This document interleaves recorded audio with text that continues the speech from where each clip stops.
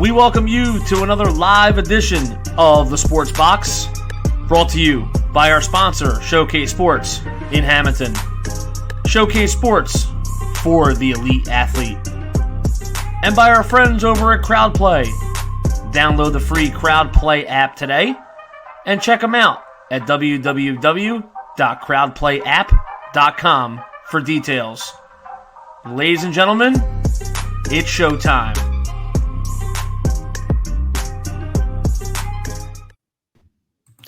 Hey everybody, welcome to Cage My IQ. I am your host, D-Bake. Joining with me today is one championship women's flyweight contender, Colbey Northcutt Daniels. How's it going, Colbey? I'm doing great. Thanks for having me. Thanks for coming on. Here, you got your fight on Wednesday with Courtney Martin. How do you feel going into that fight? I feel fantastic. I'm in the best shape I've ever been in my entire life. I've trained extremely hard for this. I know that Courtney stepped up, last minute as a replacement for my former opponent. But you know what? That shows me that she is game. She's tough and she's ready. And I'm going to be ready to throw down with her. It's going to be awesome. Yep.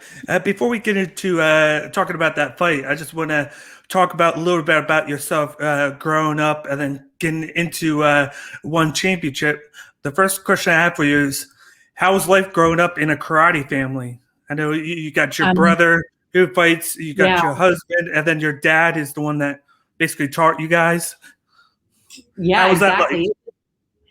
It was, you can say that my brother and I, we didn't have your typical childhood that every other kid would grow up having.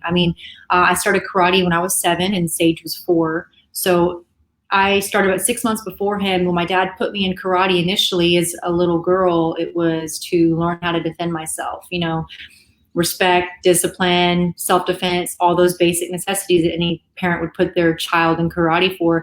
It wasn't like nowadays parents put their kids in martial arts with the goal to be a professional fighter, because that wasn't the goal back then. So, we started competing in karate tournaments when we were really little, fell in love with competing and realized that, hey, we were actually kind of good at competing. So then it turned into, we started other forms of martial arts. We started focusing on, boxing, kickboxing to jiu-jitsu. And then, later we realized that it could turn into a career and being an MMA fighter. So it wasn't something that was planned from the get-go, but, all the competing that we did growing up, the amount of hours and time that was spent, obviously we wouldn't be where we're at today without it. So I'm very, very grateful for it. And obviously, like you said, I met my husband through karate as well. So extremely grateful. Did you enjoy growing up in a not so typical childhood, or was it something that you didn't expect you were going to enjoy until later on?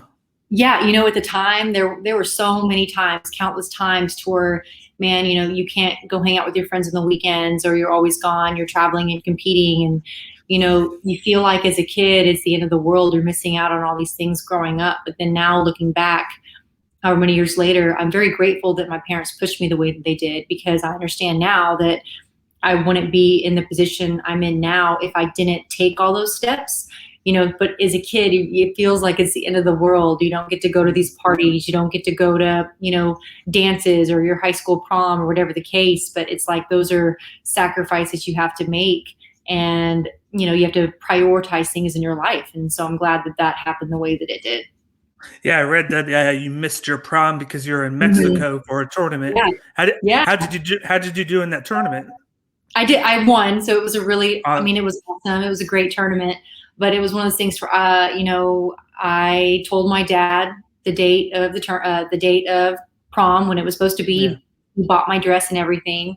Thought that we were free that weekend. And then I come to find out about a couple weeks before that, oh no, there was a tournament that weekend scheduled. And he was like, that's your fault. You should have checked. And I said, well, I told you the date of the prom. And, I had to pay him back for the dress. It was one of those things where I couldn't return it. I thought it was the end of the world, but it wasn't. But, it's not a big deal now. At least you won the tournament, though, so at least you got to do that. So at least it's worth it in the long run. Right. When did you decide that you were going to try to make a career out of it, of what you learned from training and everything and doing all the tournaments? Yeah, it's a great question because when I was 18 and graduating high school, I always use Rhonda as an example because I feel like, yeah, there's Gina Carano and all that. But Rhonda, to me, I feel like she paved the way for women's MMA. She was obviously the first woman in the UFC. So when I was 18 and graduating high school, she wasn't in the UFC yet. And so it was a decision I had to make of, do I hold off college and do I, stay at home and train and pursue this? Or do I go to college and try to pursue a career that was certain? And, I didn't go to college right away. I took several years off to just train and have a lot of amateur fights and get better. And I'm really glad that I did that. I went to college later and got my degree after, but, it was that kind of pivotal point in the women's mixed martial arts kind of world that, kind of paved the way for the future of women's MMA. Rhonda ended up getting the UFC and opened up so many doors after all those years of Dana White saying women will never be in the UFC. And so it was like, okay, I want to do that. I want to be like her. And so I'm glad that I ended up doing that. But that was a very important decision I had to make at that time. And I'm glad that it worked out the way that it did. Were you able to ever get a chance to talk to Rhonda or any of the other women that were able to make it right away? No, I've never actually met Rhonda. Misha Tate, being with One Championship now, she's an awesome, woman and somebody that I really look up to. When I was watching her on The Ultimate Fighter with Rhonda, I was really rooting for Misha. Misha's somebody that I've always just admired. So she's somebody I highly respect. But no, I've never actually met Rhonda. Are you excited that Misha has come back out and she's fighting again in, I believe it's July? Oh, yeah. I'm really excited about that. She took the time off that she needed to for her own personal reasons. And, I'm excited to see that she now has that drive for herself for no other reason than just for herself wanting to go and compete and go and be the best again in the world. So, I feel like this time is going to be different. She's going to be a better version of herself than what she used to be. And I'm really excited to see her come back because it's going to be really great. Now with that, how was it like to see I know you are, I think it was 3 years older than your brother, Sage. How was it seeing him turning pro and getting that opportunity with the UFC? Did it motivate you? It did actually. So our entire amateur career, we grew up basically as amateurs on the same cards together. So we fought for Legacy Amateur Series. We were always in the same cards, which was always a lot of fun. And then when he got into the UFC, that's kind of the point to where I was actually going back to school. And so I was getting my degree when he was in the UFC. He got in the UFC at 19. And he was actually his first semester in college at A&M pursuing petroleum engineering. So he is a full-time student at A&M while he's competing in the UFC. He's 19 years old. It was nuts getting to kind of see that.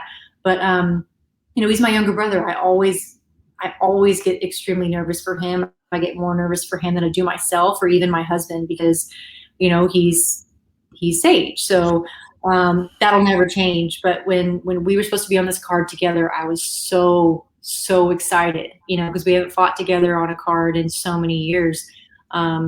It's unfortunate with the way that ended up working out, but can't change that. Now you mentioned you got your degree. What did you get your degree in, and do you expect to ever use it whenever you're done fighting, whenever that is? Communications, actually. If I was not going to be in fighting, I would want to be a journalist, sports analyst, Fox Sports, even, if it's MMA, journalism or, anything in that field is what I wanted to do. So absolutely. I mean, I look at women like Megan Levy and what she's doing for the UFC. It's phenomenal, or like Misha Tate with One Championship, something in that kind of field. When I'm done fighting, I would love to have a career like that. Yeah, that's very cool. I actually just had a chance to interview John Anik and got to pick his brain about that. And it's just crazy how much work they have to do. But like from what I hear from it, it's very fulfilling because it's just as much work as it is for them as it is for the fighter to get ready. because all Right. the I mean, notes and it stuff would they have to be do. it would be like a dream job because I would be surrounded by what I love to do myself is fight. And I do know as a woman and being a wife, I want to be a mom someday. So whether that's, 3, 4, 5, 6, however many years from now, when I do decide to stop fighting, I would love to pursue that as a career and place of fighting, but still immerse myself in that community, which I love. And lately, with how that community has been, they've Mm-hmm. been pulling from within the fighting community to fill those roles. Like Right. Rich Franklin's on the commentary for one championship. Exactly. UFC has Dan Cormier. They got Dominic Cruz. They got Paul Felder. That's what they're trying to do now. They're trying to give Exactly. back to the fighters, which I love so I feel much. like fighters could be the best commentators because who knows it better than them? So Exactly. that's great. How do you mentally prepare when you get ready for a fight? Do you have like a routine, or do you do a certain thing? You know what? I don't necessarily have a routine or ritual because every fight is different. Every fight, you're facing a different opponent and under different circumstances. I mean, I never thought that I would be in Singapore in a quarantine under these circumstances right here. If you told me however many years ago, this is where I'd be fighting. So I take each fight differently. Mentally, every fight's different, depending on who you face. So I'm always in the right headspace. It just, it varies on the circumstances. Now, how did you meet your now husband? Because I know, isn't he with Bellator now, or was he with them?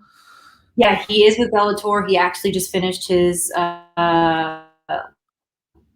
last contracted fight with them, so he just depends on where he goes now.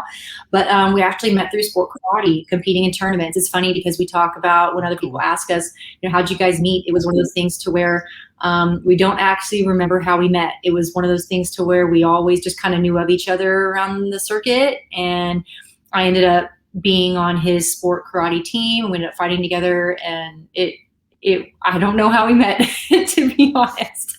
We just kind of knew of each other and met each other through sport karate tournaments, which was obviously a lot of fun, and I'm grateful for. Now, is he with you in Asia now, or is he home? Because I know you can only bring like a certain amount of people with you. Right, he is with me. I am only allowed one corner, and he is my corner. Yes. Oh, that's cool.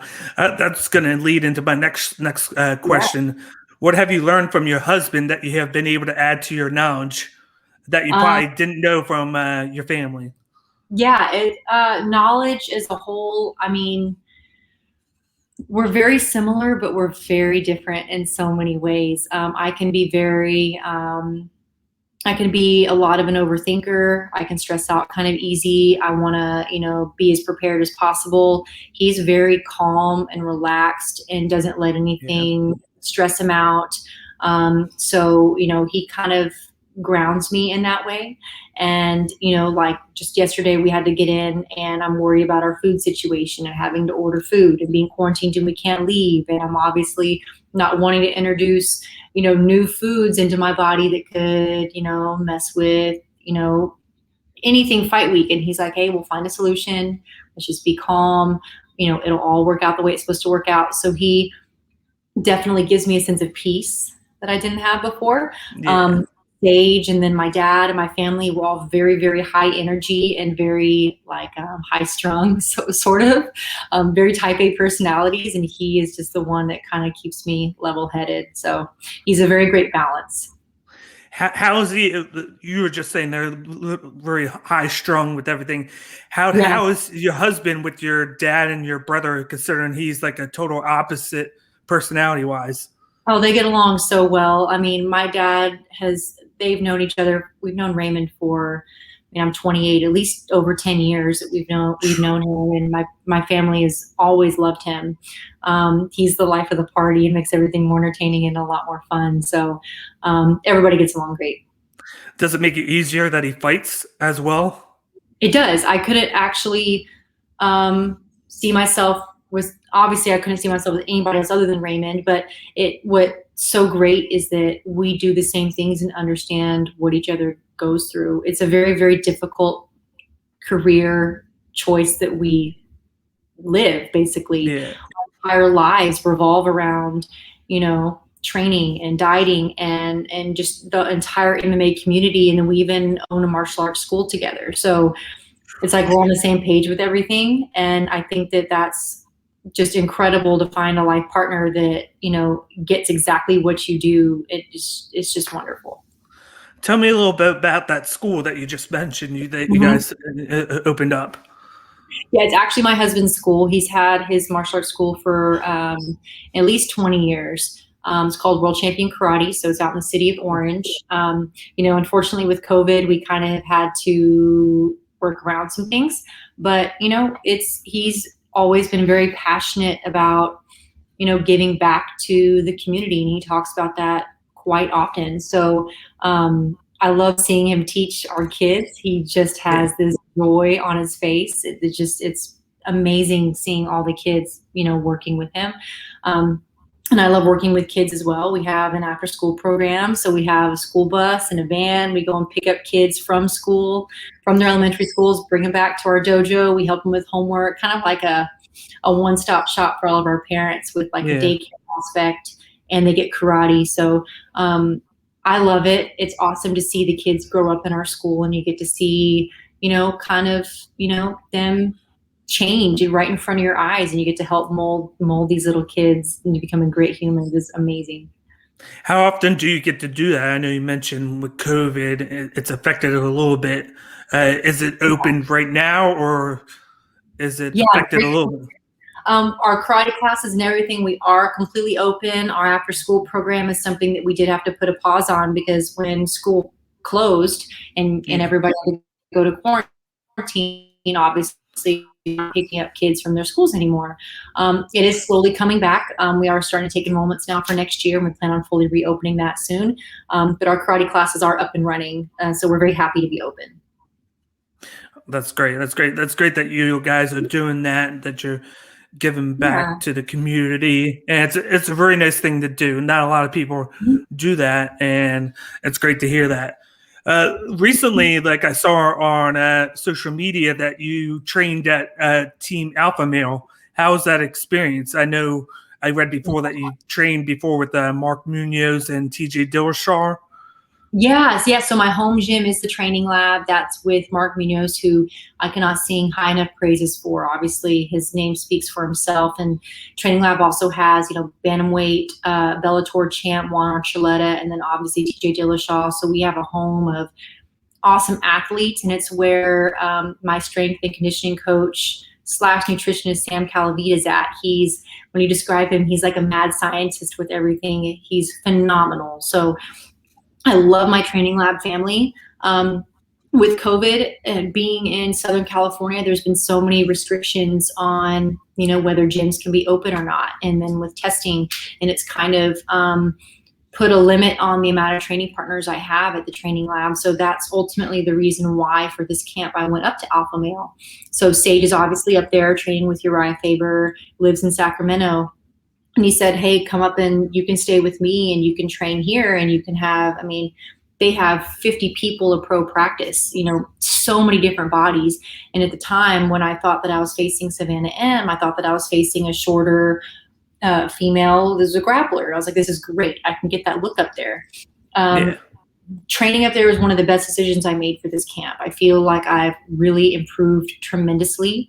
And it was awesome being able to be up there and then be in a camp alongside Raymond, who just fought last week. So we went together. Sage initially started training with us in the beginning and then had to stop, but he still kept his home open for us. So we were able to still train, but we did have to make that trek back and forth so I can get those workouts in the garage with Coach Cal, because those are super, super crucial in our training. But Alpha Male, Uriah, they welcomed us with open arms, and the training was amazing. Did you take anything from that experience that you're going to put towards your upcoming fight? Absolutely. I feel like I'm looked at as a striker. Obviously, I have a striking background, but I want people to look at me as more of a complete MMA fighter. Yeah, I've got submissions in my amateur career, but I feel like the little bits and pieces that I was missing were, my transitions in my cage work to also my wrestling. And that's what they're the best at Team Alpha Male. The whole gym, everybody is basically wrestlers. And so it's kind of like the only way you get better is by being thrown into the fire. And eventually you'll learn how to get out and not get burned. So that's was an experience that I feel like I can't really replicate anywhere else. So it definitely made me better. And I think that everybody will see that on Wednesday. Is there anybody specific that you picked their brain, or were you just talking to whoever you had the chance to mingle with at the gym? Actually, one person in particular that I trained with and who was a great partner is UFC fighter Corey McKenna. Corey was an awesome partner. She gave me the look of the entire camp of somebody who I thought that I was facing. Obviously, Courtney Martin stepped in last minute, so a little opponent change. But Corey was not only helpful, but was there and helped in every way that I needed from a partner, from, sparring and drills and just picking her brain as well, from being from another female athlete perspective. So she was phenomenal. Now, speaking of Courtney, what do you expect from Courtney Martin, and what do you need to do to beat her? I mean, she's making her debut with one, but from what I've seen online, she's got 9 or 10 amateur fights. She's really tough. I mean, she's the Gamma world champ. She's fought multiple fights in one night and got that contract one championship for a reason. She's super aggressive, likes to go forward, and she's very well rounded in every area as well. So she's somebody that I think it would be more of a striking battle, which in my mind is obviously fun. I love that, but I am prepared that if it does go to the ground as well, I think that it'll be fun as well. Does it feel a little bit better knowing that you're coming in the fight on a win compared to your last fight where you lost your pro debut? I know after that you were like, it kind of killed you a little bit that you lost, but now that you got that win, does it give you a little bit more confidence? It does give you a little bit more confidence. I feel like everybody would feel that. The last fight that I had, I had, like you said, come off of a loss. I hadn't fought in about 2.5 years. And then all of a sudden I'm fighting in the biggest organization in the entire world and an audience bigger than I've ever seen before in person, fighting under, new lights, ring rust. There's so many things. So I definitely felt that pressure that last fight to perform. This fight, it's a whole new kind of pressure. I mean, I'm coming off of a win and I got to keep that going up. Plus you have all these new different restrictions and a whole new environment with COVID and things like that. And the pressure of being on TNT and fighting when they're coming over to America now. So it's a big deal. And I feel like every fight, there's always going to be that pressure regardless. I don't feel like it necessarily gets easier. I feel like it'll actually get harder. The more fights you have and the better you become, but I'm looking forward to it. I was just about to ask you, how does it feel that you get to fight on TV in the US, where normally with one, it's primarily shown in Asia. So when they air, it's usually in the morning, but with this one, it's at nighttime in the US. So a lot of your friends and family get to see. Exactly. You said that exactly right. That was one thing that, I didn't love the time change. Last time they got to stay up in the middle of the night and watch. But, I'm extremely honored that they chose me to be on a card like this. I understand the magnitude of what this means. And so that means that I'm going to perform even better. I'm happy that my friends and family get to watch live on TV at a normal viewing hour, prime time, which is great. And that just is, more of a motivating factor for me to go out there and do awesome work. Does it motivate you that next month that they're going to have a Grand Prix for the Atomweight women? Does it give you any confidence that maybe they do that with the flyweights? Yeah, I mean, the Atomweight division, I fully understand that their Atomweight division is a lot bigger than what the flyweight division is here. I know that the Atomweights are super exciting, and they got a lot of great women in that division. I think that tournament's going to be awesome.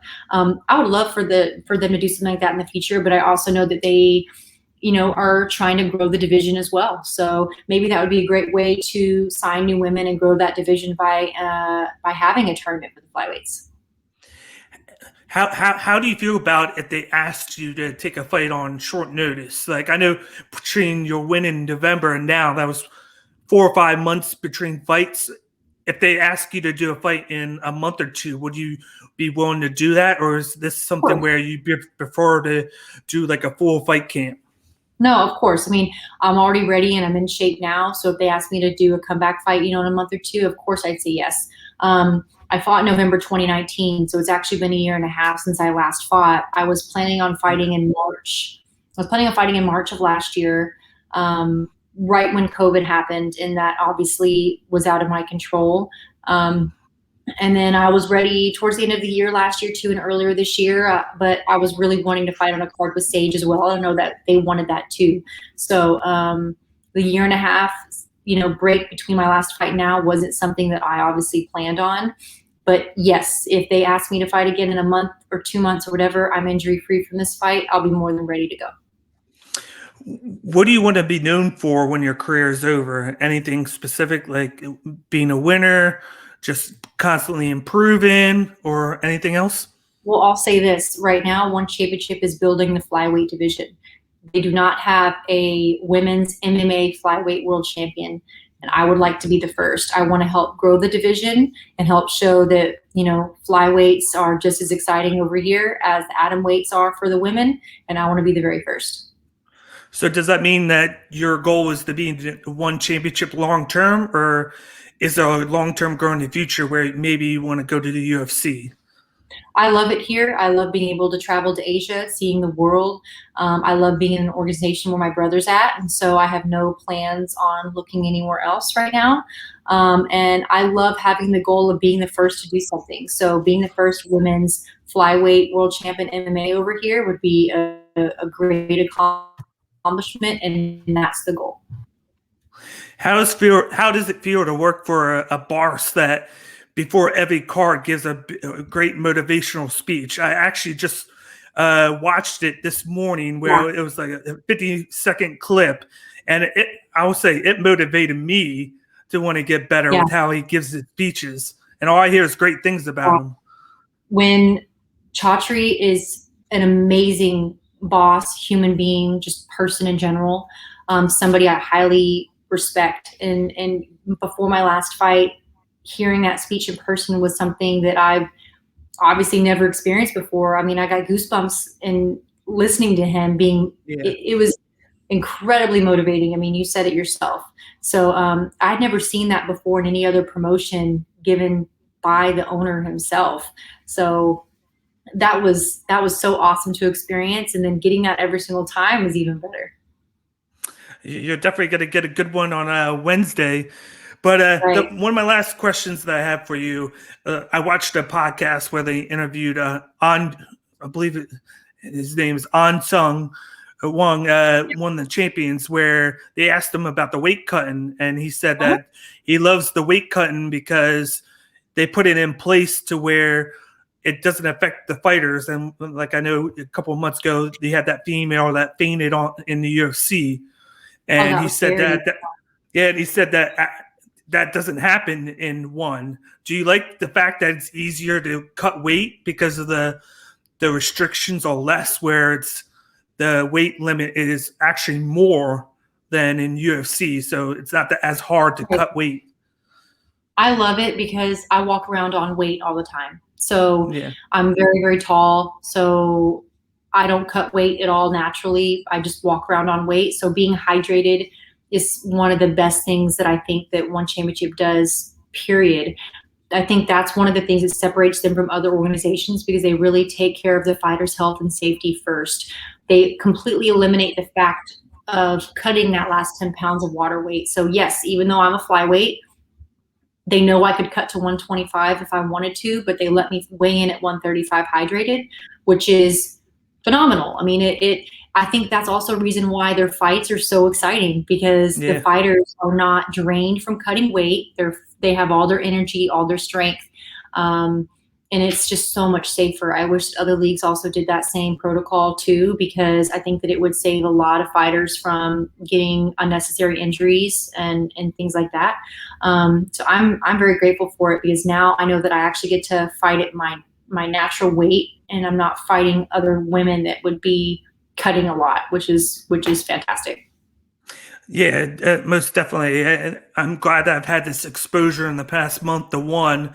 And like I've been one to get the exposure and get to know all the fighters and then the product, and I've loved every second of it. And I'm looking forward to them doing this again. And I'm definitely going to be watching it, even when it's over there. I'll catch it in the morning if I have to. But I just want to wish you luck on your fight this Wednesday. Everybody watch it.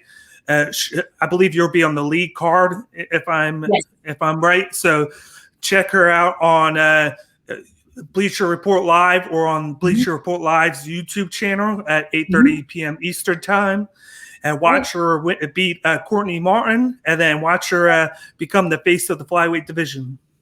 Love it. Thank you so much for having me. I really appreciate it. Yeah, thank you very much for coming on, and enjoy the rest of your time in Asia. Thank you very much. Have a great rest of your night. You too. Thank you very much. I would like to thank Colbey Northcutt Daniels for coming on with me tonight. She's fighting this Wednesday against Courtney Martin in the women's flyweight division of one championship. As she said before, they're building up the division, and she's hoping that she's going to be the new face of that. I would like to wish her the best of luck. And once again, this is Cage by IQ.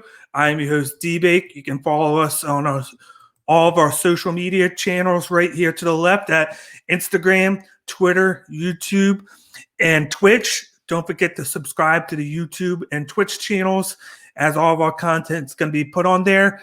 We go live every Monday at 8:30 on YouTube, Twitch, and Facebook.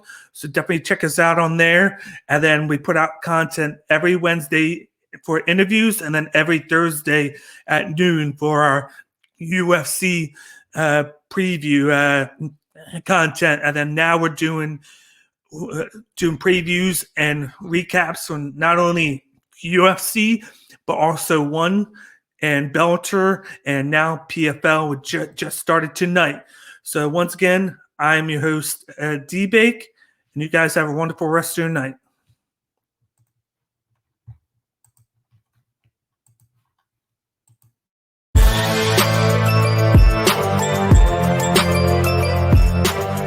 Thank you for watching this episode of Cage My IQ on the Sports Box.